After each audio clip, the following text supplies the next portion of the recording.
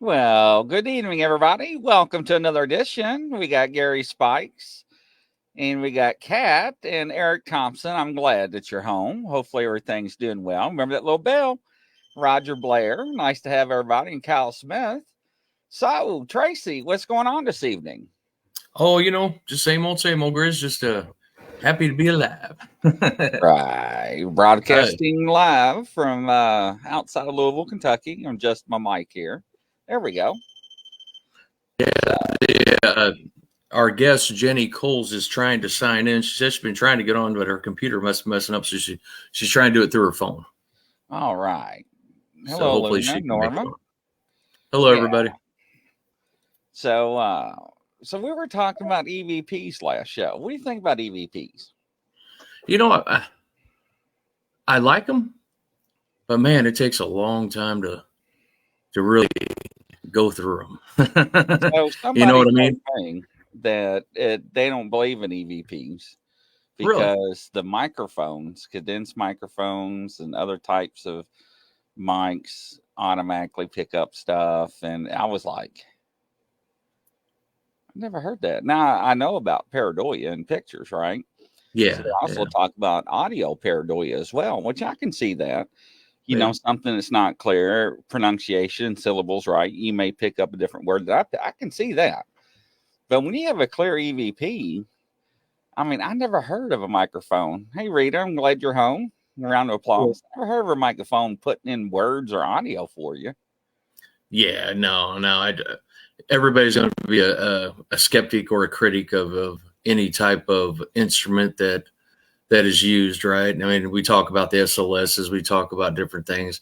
I'm sure in some instances you might be able to pick up, if you have a really good one, maybe a far away voice from a TV or something, neighbors or something like that. But Yeah. if you're in the middle of nowhere or in a building that doesn't have any noises typically, and you're hunting there, I truly believe that they do exist. That they're a true method of the trade, a true tool of the trade. Now, we have done before where you just press record, you ask a question, you wait a couple minutes, and you turn it off. Then you do it again, Yeah. and Burst then you sensor. do it again. Yeah. And I've also done it to where I'll go to sleep. We were at the Limp Mansion in St. Louis, I think 2 years ago, me and my wife, and I just had it recording all night after when we were sleeping and stuff. Of course, I had a light on too. So, Right. Right. uh, yeah, but it just with that one there, it just took so long to try to listen to it. I'd sit there and listen to it because you're talking 5 or 6 hours of stuff, and I don't think I caught anything. But to be honest with you, my mind started wandering after like the first 20 minutes. That's why it's important to have another person on your team listen to it as well to double check it. But at that time, Right. it was just me and her. I wanted to get back to it, but unfortunately, I never got back to it. I still have it. So I when's need to the dig into first it. EVP recorded? Somebody knows that, don't they? I have no idea. Anybody out there can fact check us on that? The first recorded EVP, wasn't it back in the 70s or 80s or something?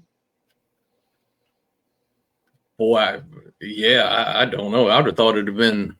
Well, when did the cassette recorders come out, or even hell, even before that, right? I thought somebody caught it on reel to reel. I may be wrong. Well, You may somebody had to have. check Yeah. that. Somebody had to check that for us. What's the first ever recorded documented EVP? That'd be interesting to know. So I mean, it's Man, been around for some time. Hate to I'd name almost think it'd something. be the 50s. I mean, the real to real. I didn't even think about that. Recording devices have been around for many years. Because didn't a guy try to communicate with his wife that passed? Eric says 1971. Oh, the year after I was born. Gary Spike says 1952. Oh, So, but I don't know. Maybe I'm wrong. Kyle says 60.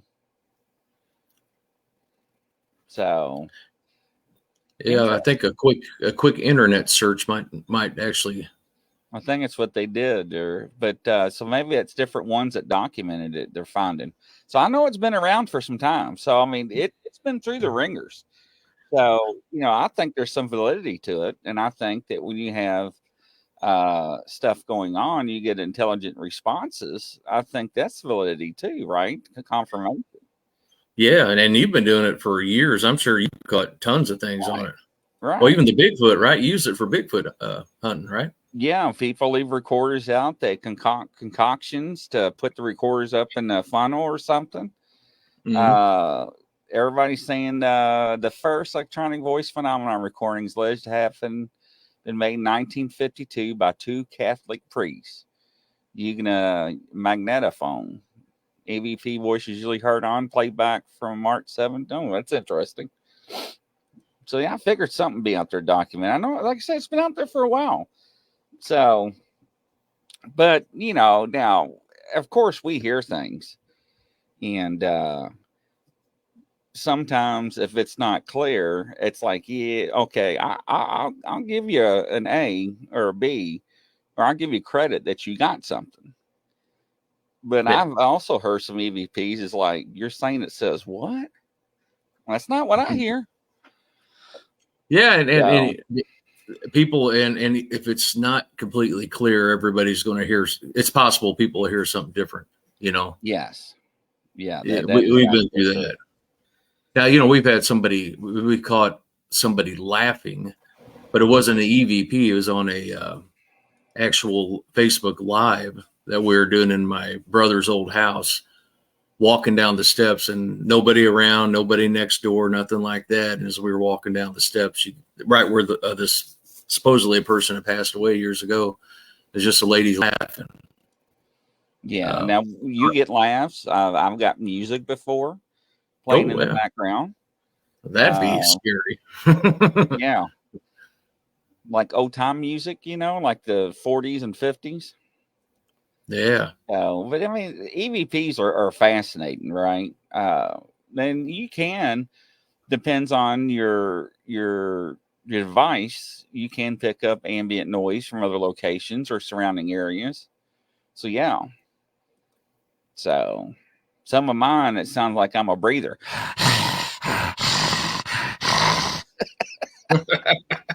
It's like, damn, I breathe that heavy. And I mean, that's how good they are picking up, right? Well, yeah, definitely. Chocolate I chip cookies. Wow. Hey, Cliff. Oh, that was me on my REM pod.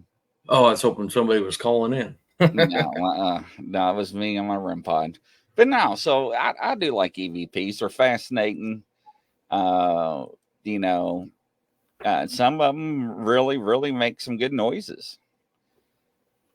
So, Yeah, no, like I said, there's tons of equipment out there. EVP is one of the older ones, of course. Uh, the dowsing rods.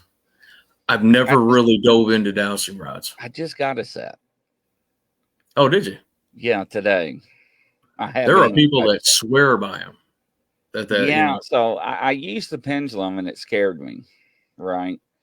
So I got to work with that, but I got a set today, and So I haven't done anything yet with them. They're still in the package unopened. Hey, Kyle Smith. yeah, the pendulum thing is interesting. I've never used one, and I know we had talked about it a while Hey, back, Brian. and Welcome, y'all. I think somebody even shared a video with us or something on how to use it, if I remember right. That was interesting, but like you said, that could get scary. Well, what happened was, and it worked so well, and then I got one of these, Hmm. and that is called a witch's knot, Yep.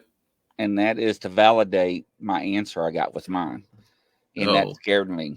Kyle Smith, mine are copper and brass. It's real nice set.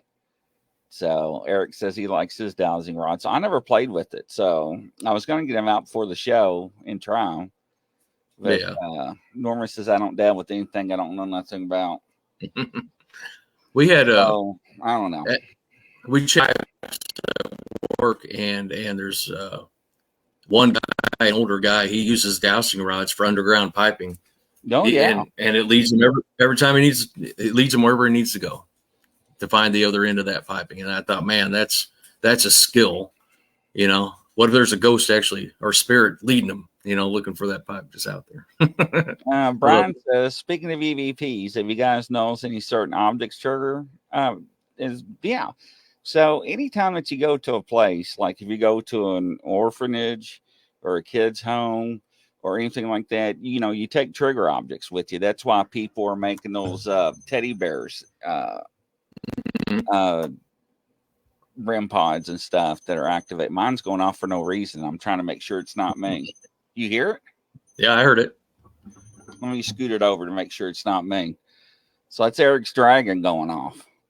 But and you can take, like, if you go into an old bar, you can take whiskey bottles, shot glasses, poker chips, cards, whatnot. So, I mean, yeah, I mean, you can use all different kinds of it. YouTube user, I found a leak in a major pipe for the council one day. It was tricky. It was not water leak. It was an air getting in. So dowsing rod. So yeah. So that's why you made the rim ball, right? So I don't want to attract any stragglers. Yeah, that's what I hear. But you also got to be careful in what you use, right? You gotta protect yourself. There's prayers that I can use and I make sure and cleanse and so forth. I don't smudge. I use holy water and ointment oil and stuff like that. But yeah, and I agree with Norma. If you don't know what you're doing, you better seek counsel because that can come back and bite you. I always said that before. Oh yeah. So, You know, and triggers really in anything when you're ghost hunting. You know, the Jerseyville, there's a old mansion up in Jerseyville, Illinois that we've hunted a couple times, and the guy was a known alcoholic, and we take shot glasses or wine okay. glasses or a beer mug, and we actually put cat balls inside of them. And sometimes we've been fortunate enough to the cat balls to go off inside of it without nobody touching or not being around it. So That's yeah, pretty interesting. Yeah. So I do believe in triggers. Yes, they do work very well. So absolutely. But like I said, EVPs, I'm down with them, and I think they're pretty good. Now, of course, people have they faked them? Absolutely, they faked them. yeah. So that's Now, Eric says that's why I asked Vivian how to use the rods before I use them. Yes, absolutely. Always have to remember the answer of the rods or pendies are only for that moment in time. So because they can change the answers. oh yeah, yeah, definitely, definitely. And you got to give them time to answer. That's a huge thing too, right?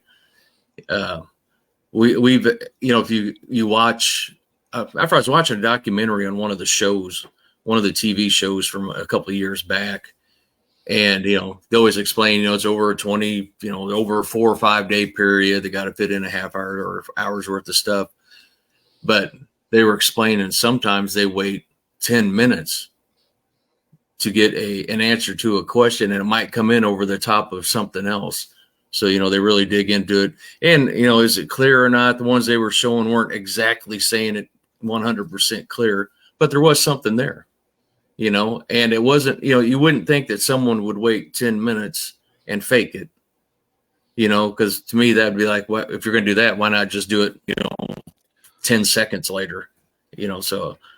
Yeah, so that is a misconception that you ask a question, you get an immediate response. No, that's not the case.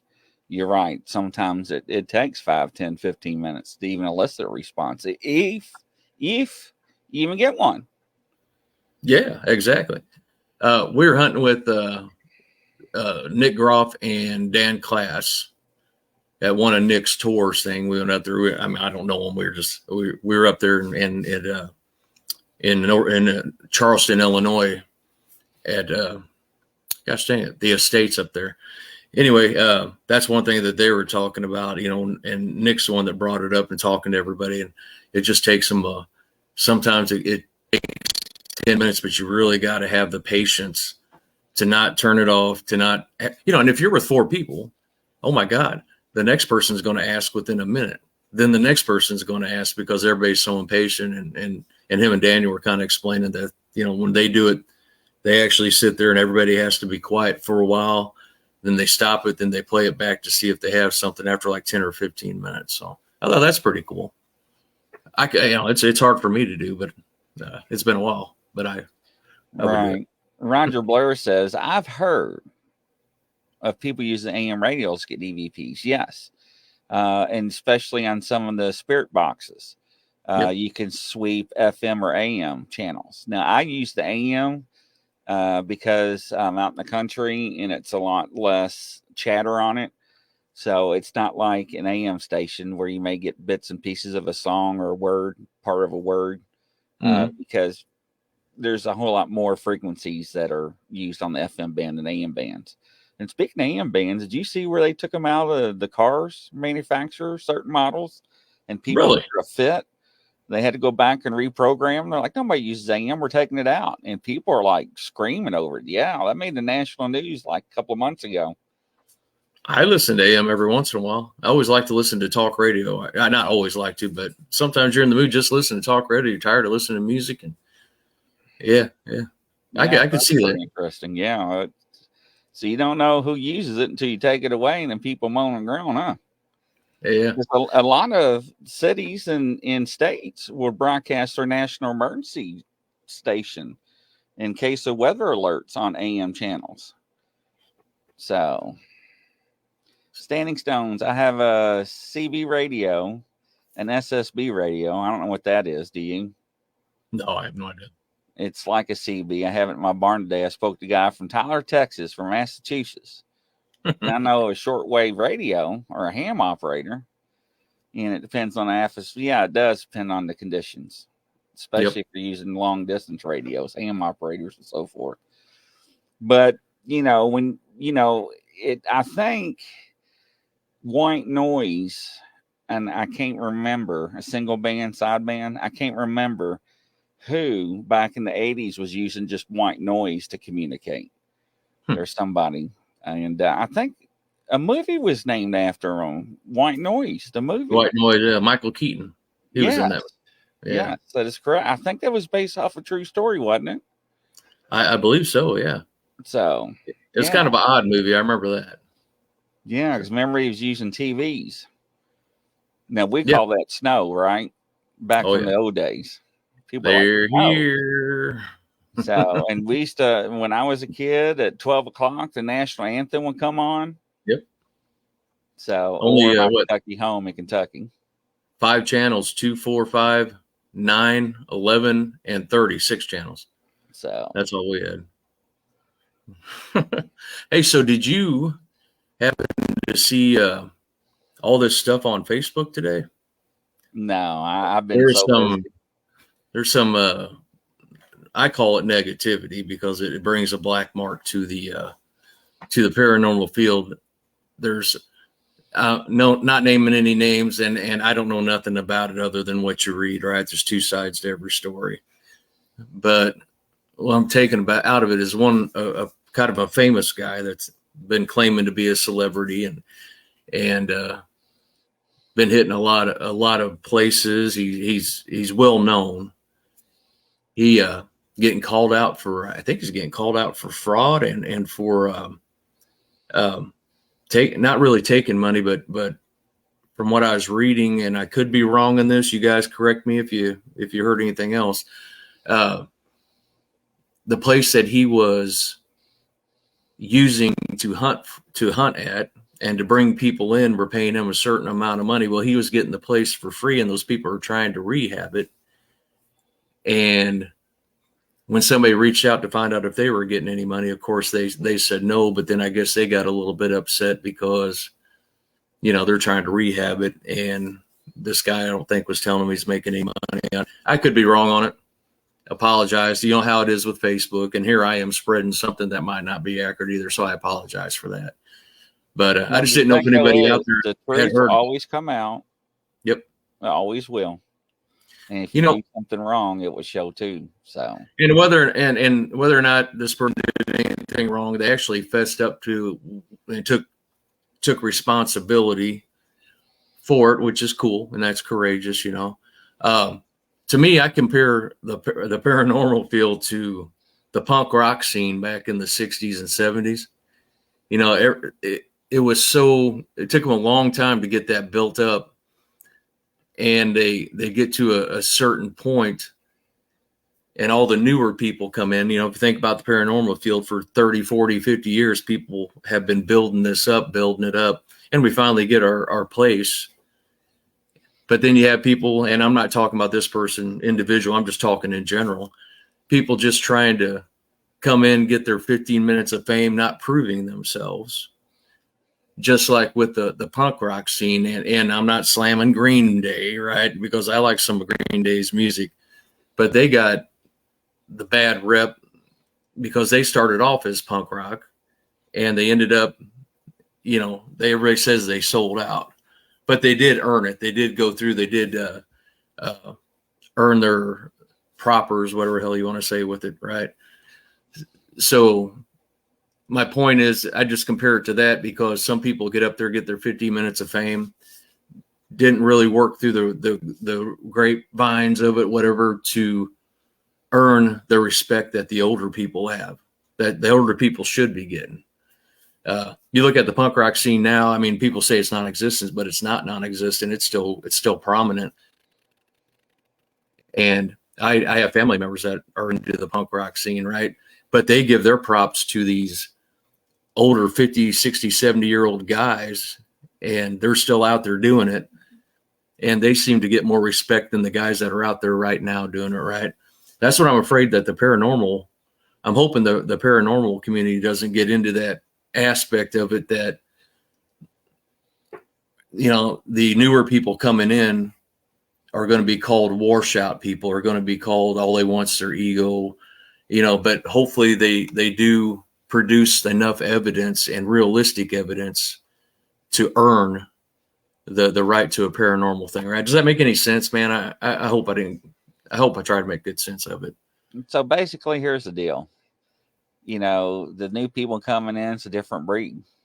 Mm-hmm. So they expect certain things than other people don't expect. You're not going to be able to change them. So unfortunately, it's going to happen. So that's the bottom line. Yeah. Because everybody thinks that they can be famous and want to be famous. And people, and I'll tell you this, human beings will do strange things to get what they want. Oh, yeah. So, yes, and that's even in crime, too. So I'm just saying. Yep. Hey, D. Crosby, welcome. You're 100% correct. Knocking everything over in my studio. But no, and that's a sad thing, right? It's that, anytime somebody's caught doing something unethical, it does put a damper on the whole field. It does. It's hard to recover from that, too.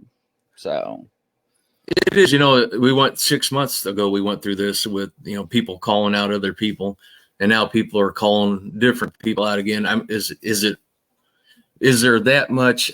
I guess there is, to an extent. There's a lot of jealousy out there, and to the extent that there are a lot of people, like you said, new breed. Some of them just want to jump in for their ego and try to take advantage to make money out of this community. And there are ways to make money out of this community, right? And there are proper ways to make money out of this community. So, to each your own. But I stay out of the drama. I keep my nose clean. Exactly. I agree. But it's sad. It is. It's sad. I mean, we see it in the cryptid community all the time. People get jealous of somebody or envy somebody, and it's just sad. It's just like, I just want no part of it. So, But the EVP, so 1952, I'm glad he looked that up and told us that. It's interesting. I heard there's supposed to be a new Conjuring coming out. Is that true? Oh, I have not heard that. Has anybody else confirmed that? Another Conjuring coming out in April or June? So, I sat down the other night, and you remember we had Kendall Wilpington on here, right? And I watched his show, that documentary, the house. Gosh dang it, The House Next Door, I believe was the name of it. God dang, now I'm gonna have to look it up. The House in Between, that's what it was, and that was actually a really interesting documentary. And I like the fact that they dug into evidence on it, right? They didn't just go in there and ask this. They did have REM pods and stuff there, don't get me wrong. But they weren't always just asking questions. They were just in there walking around, and literally they set baseballs up on these on the steps, right? On a carpet, and you could see them push it in the carpet. And so it couldn't move, right? They walk in the other room, but they have a camera on it. They walk in the other room, and this ball just rolls down. And then it, like every single day, there a ball or two would roll down every single day. The lights, they'd be standing in the kitchen and under a chandelier, and that chandelier would just pop. I mean, just pop off on, pop off on. Now, granted, that could be debunked. Somebody might be standing over flipping the switch, right? It was really, really interesting. And they grabbed some paranormal investigators to investigate it, but they didn't know each other. They'd never met. So that was pretty cool, you know, bringing in different points of view. And one was a really older guy. One was a younger guy. You know, the older guy obviously had more experience. But yeah, if you ever get a chance, that's cool. Looks like Denise says Conjuring 4 is coming out, but no release date yet. Yeah, I already flashed it. I was showing you. Oh, I'm sorry. That's all right. So yeah, so thanks Denise and Roger Blair. I thought it was. I thought I read something a couple of days ago because that struck my interest. But if you notice, if you notice about investigations, the people investigate. Hello, FDL, welcome. If you notice the difference between the new school and the old school techniques, right? It's interesting to see the mix and techniques. Yeah. So that's very interesting. And usually, from what I've seen, and you know, people with more experience gets a lot more evidence collection. They collect a lot more evidence because that wasn't me. It went off on its own. Say, look, it's not me. Yeah. But they do because they've been around. They know what to look for. They know what to ask. And, you know, that's always been one of my questions. Did they know what we're going to ask, or does it go off your intentions? How do they, you know, because if you have a location, right, and you have two teams go in, you know, and they never get the same results. Yep. So I'm wondering, how does that work, right? I always wonder about that. You know, what's cool, what I think too, is when you watch an older generation and a younger generation, the older generation they have their go-to stuff, right? Right. I'm kind of a newer generation because I didn't really get into actual investigating until like probably 6 years ago. And, you know, like I said, always had those things happen in your life, whatever. But about 6 years ago, and the first thing I did was go out and buy gadgets. You know, because I wanted to see all that stuff. Because that, like I said, I've never used the dowsing rods, but we own dowsing rods. I just never use them. I just like to take the time to be able to do it, and that's what I think about a lot now. In our next investigation, I'm going to kind of try to go old school with it, see if I can get the same stuff or get better. You know. So Brian says, Grizzly or Tracy, have you ever had people experiences after reading a book? Sorry, Grizzly, that may have been triggered by my question about a book. As soon as I typed it and sent it, my closet door opened up. Oh. Wow, that's interesting. You ever had activity there before, Brian? Interesting. So, yeah, so I'm going to give it a whirl tonight. I don't know what to do, so somebody's going to help me with them. But I'm going to try it and see. How the hell do you say that word? Necromancer? Necromancer. Are you just making me say funny words on the air, Brian? He's laughing. Unbelievable. But yeah, so it's just interesting because, yes, it's activity. So it's interesting. And you can tell when somebody doesn't have any experience, which is fine, right? Because you got to try sometime or get your feet wet one time or another. Yeah. But I don't know. They got that pre-notion that what they see on TV is real. And we talk about this all the time. And they want to reduplicate it, right? Yep. So, you know, it is what it is. It's entertainment. So some people like it. Some people, you know, and some people get lucky. So that's for sure. Yeah, definitely.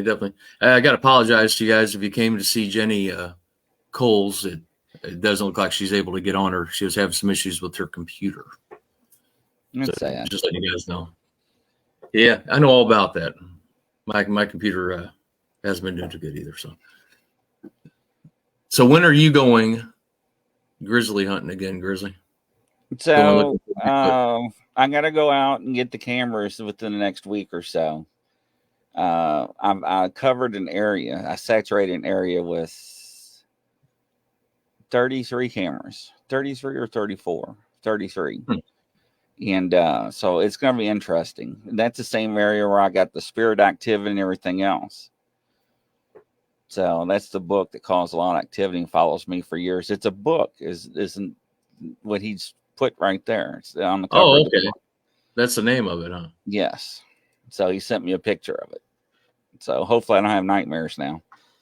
So, but that's it's interesting because the pictures claim to be by somebody with abilities that it was a Indian spirit. Now, what was weird, nobody knew I got those pictures, right? This whatever these pictures are, I'm going to show. Let me see where they're at here. Let me blow this up a little bit here. All right, I think it's. Well, are they gone? I don't even see them now. That's weird. Let me blow this one up and go through them. Okay, I got them. All right, let me share my screen. And so this is the pictures that I got from the trail cam, the same place I got the other pictures of. We don't know if it's a dog man, Bigfoot, or whatnot, but it's picture 2, picture 3, picture 4, picture 5, picture 6. So going backwards, 6, 5, 4, 3. So what was weird though is that I was doing a show, and whatever it is, it's a black mass blocking out the trees right there. Yeah, And I then see that. See the mist? Yep. So, and what was weird, see the leaves move? See them move there? And it's just on that one spot of the tree. It's not the other ones. Yeah, I see it. But what's very strange is that we was doing a show, and right for the show, he's like, "So what'd you think about the Indian spirit?" I'm like, "What are you talking about?" And he's like, "What you captured?" Nobody knew I had these photographs because I didn't know what it was, and I didn't share it with anybody. And he was starting to tell me all about it. So, but yeah, very interesting. So, the land's owed, so out there in the woods. So yeah, so I don't know. So I went that's back where to that area and covered them. Yeah. Yeah, that's where you got it right now. Okay. Yeah. So I got 3 to 4 to a tree till I get a 360 view. So now, if you're standing out there and you see something coming at you that looks like a ghost, make sure he's not on a bike, right? Hey, I tell people don't prank me when I'm investigating. I carry heaters. So oh yeah. I told everybody when I went to the cemetery, don't punk me. Don't punk me now. So, and then I had somebody punk me. I thought I was going to die that night. So yeah. So, but I have some people that actually reached out to me about some encounters they had, and it's very interesting. When people reach out, and if you have any encounters or stuff like that, feel free to reach out to me on Facebook or Tracy on, get a hold of him. Here's the email down below. I like to hear from you. Hello, welcome there, cowboy. But looks like Brian said that he was warned not to read that book, Grizz, and he read it. Yeah, well, it's typical. So typical. But yeah, we'd like to hear about your encounters and have you up on the show too. So Yeah, definitely. but in April, it looks like I'm trying to nail it down with Roger, Gary, Crystal, and all them. Evidently, I've been invited to go down to LBL, and I want to try to hook up with them too. So, land between the lakes. And I think I'm going to stay down there probably about a week. Maybe get a hotel room off and on. I don't know what everybody's plans are, but it's going to be interesting. So, I'm going to try to broadcast live down there. Oh, that'd be cool. So, yeah. That'd be a fun time. It seems like there's a lot of people that go there. Yeah. I'm hearing a lot of reports of alleged dogmans being sighted. Now, I don't know if it's true or not, or if somebody's just ab living, or now I'll tell you this, I know people that are down there right now and they are getting weird stuff. Now they can't say what it is because they don't know, but we do have Bigfoot and Dogman down there. Yeah. So he's going the 4th through the 7th. I think that's the time I'm going to be down there, Oh, cool. Gary. So, but I asked somebody that I was going with that invited me down is make sure I don't have to park that far away from the campsite because all the gear and electronics I have to carry. So they said for you to have your dolls sit on that book. no, no way. I'm good with that. So. Glowing eyes instead of Lakes has got 268 plus cemeteries. I think 273 on the actual count. Really? Yes. So if you're not, so if you want to go down there, you could do a little bit of everything then, couldn't you? Yes. You're doing the cryptid hunting and you're doing the paranormal hunting. So, yeah. So it's going to be interesting. Yeah. So, yeah. So that's the gate. There it goes again. It's not me. So, man, that was interesting. But that's the plan. Have you had any experiences with those dolls lately? I'm just curious because we haven't really talked about it. Oh, yeah. So I actually had one doll jump off during a live show last week. Scared the hell out of me. Everybody was laughing. I'm like, that's not funny.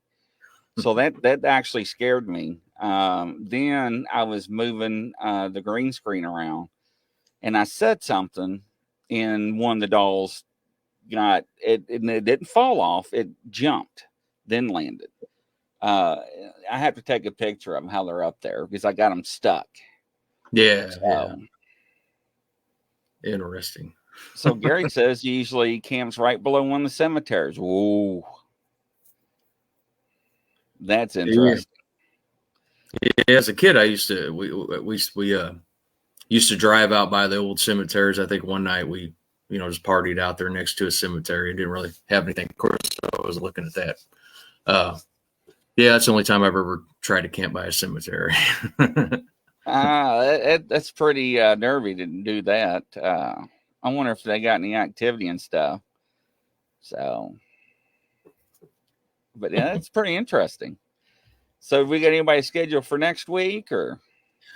Yeah, actually, we do. And again, guys, I apologize for tonight. She's having issues. She tried to sign on about 10 till 6 Central Time, and then she's going to try on her phone, and it didn't come through. And she's not the type of person that is going to say that and isn't going to do it right. We actually have a cryptid Bigfoot team coming on next week, Grizz. Interesting. And hold on just one second. They seem like really decent people. And I think, oh man, for some reason on my messenger, I don't know if anybody else has ever had that happen. When all my stuff on my messenger last night went blank, but I have all the text, but I can't open up the images. That's strange. Yeah, it's very strange. So now I got to kind of try to find the person that it can't be too far back there. But they're actually a team of Tammy Jackson Tricle is who it is. They are She Squatchers is the name of their group. She Squatch. Let me see here. So what they are, they started in 2015. It's an all-female Bigfoot experiment. They're the first Midwest first all-female Bigfoot research team. There's a girl named Jen Cruz founded the team from. Yeah, I had them on other shows. Okay, Lauren Coleman, a cryptozoologist. Yes. Who had shared his idea and the recipe for success talking to him. She-Squatchers. They're psychics as well. There's a few psychics on there. The team leader, that Jen, is a missing persons psychic medium and remote viewer, Jen Cruz. There's other people, Jenna Grover and Tammy Trickle. They're gifted psychics. Jenna had a near-death experience, which helped awaken her psychic abilities and has given her a special connection to the spirit world. Tammy is a medical and intuitive animal communicator, tracker, explorer, adventurer, and they have some amazing, scary stuff that they're talking about. They actually have they were on Scariest Monsters in America, I believe, is what I'm reading here. Now, Jen will actually remote view and tell people where Bigfoot is out in the field. Oh, really? Yes. Well, that's pretty cool. Yeah, it really is. We had Brandon Alvis scheduled, I think, 2 weeks ago, and he was out shooting, and I'd set it up like 2 months before. Unfortunately, something in his schedule popped up. He wasn't able to do it, so I'm trying to get him to come back on. All right, interesting. Well, don't forget, ladies and gentlemen, about the show coming up at 9 p.m. Eastern time. So we got some stuff going on there. You may want to come in and check out some of the information that Mike Scott has received. He's been back in his gifting spot, so that's going to be interesting. But we'll see you next week, ladies and gentlemen, and coast to coast around the world. Y'all have a good night. Bye-bye. Thanks.